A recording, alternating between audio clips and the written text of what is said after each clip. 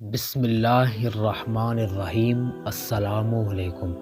یہ دنیا پراسرار معجزوں اور ایسی جگہوں سے بھری پڑی ہے جہاں تک اب بھی انسان کی رسائی نہیں ہے۔ انہی جگہوں میں سے ایک برمودا تکون ہے۔ یہ وہ پراسرار جگہ ہے جس کے بارے میں ایسے انکشافات کیے جاتے ہیں کہ سننے والا حیرت میں مبتلا ہو جاتا ہے۔ کچھ لوگوں کا کہنا ہے کہ اس پراسرار واقعات کے علاوہ پراسرار مخلوق بھی دیکھی گئی ہے۔ اصل معاملہ کیا ہے، یہ جاننے کے لیے سائنسدان پوری کوشش کر رہے ہیں۔ 1492 عیسوی میں کولمبس بحیرہ اوقیانوس میں سفر کر رہا تھا کہ اسے سمندر میں غیر معمولی ہلچل کا احساس ہوا۔ پہلے تو اسے لگا کہ کمپس نے کام کرنا چھوڑ دیا ہے۔ اس کے بعد اس نے آسمان سے ایک آگ کا گولا سمندر میں گرتے ہوئی دیکھا۔ کولمبس نے وہاں سے واپس جانا ہی مناسب سمجھا۔ واپس آ کر کولمبس نے اس پر ایک کتاب بھی لکھی، لیکن لوگوں نے اس کی بات پر غور نہیں کیا اور اسے پاگل کہنے لگے۔ امریکی کے 14 جنگی ہوائی جہازوں نے اسی جگہ کے اوپر سے اڑان بھری، لیکن برمودا تکون کے قریب آتے ہی ان جہازوں کی کمپس نے کام کرنا چھوڑ دیا۔ اس گروپ کی لیڈر لیفٹیننٹ چارلس نے مدد کے لیے فوری طور پر کنٹرول ٹاور سے رابطہ کیا اور کہا کہ ہمیں معلوم نہیں ہم کہاں پر جا رہے ہیں۔ سمندر کا رنگ بھی سبز پڑ چکا ہے اور یہ سمندر کون سا ہے ہم نہیں جانتے۔ اس کے بعد رابطہ منقطع ہو گیا۔ 13 لوگوں پر مشتمل ایک گروپ ان کی مدد کے لیے ہوائی جہاز پر نکلا، لیکن اڑان بھرنے کی 27 منٹ بعد یہ جہاز بھی غائب ہو گیا۔ یہاں موت کا ایک ایسا کھیل شروع ہوا جو رکنے کا نام ہی نہیں لے رہا تھا۔ اس جگہ نے امریکہ اور برطانیہ سمیت کئی ممالک کے ہوائی جہازوں اور بحری جہازوں، خواہ وہ چھوٹے ہو یا بڑے، سب کو اپنے اندر سمو لیا، جن کا کبھی پتہ نہ لگایا جا سکا۔ یہ سلسلہ رکا نہیں، بلکہ اس علاقے میں 50 بحری جہاز، 20 ہوائی جہاز اور ہزاروں افراد پراسرار طریقے سے غائب ہوئے۔ حادثات کے بعد کئی ماہرین نے اس جگہ کو اپنی عقل اور سوچ کے حساب سے بیان کیا۔ ان سب پراسرار واقعات کے بعد اس جگہ کو برمودا تکون کا نام دیا گیا۔ یہ جگہ امریکی شہر فلوریڈا سے لے کر پیوٹرو ریکو سلطنت تک پھیلی ہوئی ہے۔ اسے ڈیوبل ٹرائی اینگل بھی کہا جاتا ہے۔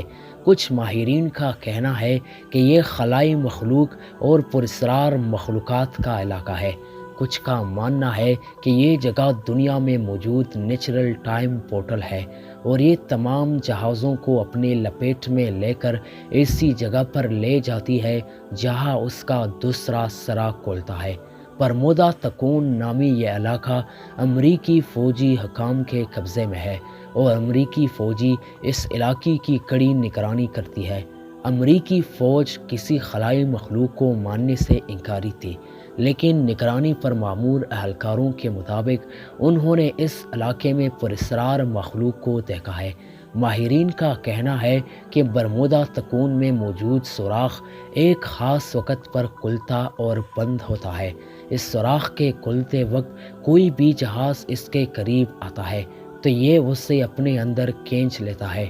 سائنسدان اس جگہ کے بارے میں کہتے ہیں کہ جو جہاز اس کے اندر غائب ہوتے ہیں وہ اب بھی صحیح سلامت موجود ہے، لیکن ہماری دنیا میں نہیں بلکہ کسی اور دنیا میں۔ کچھ کا کہنا ہے کہ یہاں میتین گیس بہت زیادہ مقدار میں موجود ہے اور جب یہ اپنی مکمل طاقت کے ساتھ باہر نکلتی ہے تو اس سے دیوہیکل قسم کی بلبلے پیدا ہوتے ہیں جو ہوائی اور بحری جہاز کو اپنے اندر سما کر تباہ کر دینے کی طاقت رکھتے ہیں۔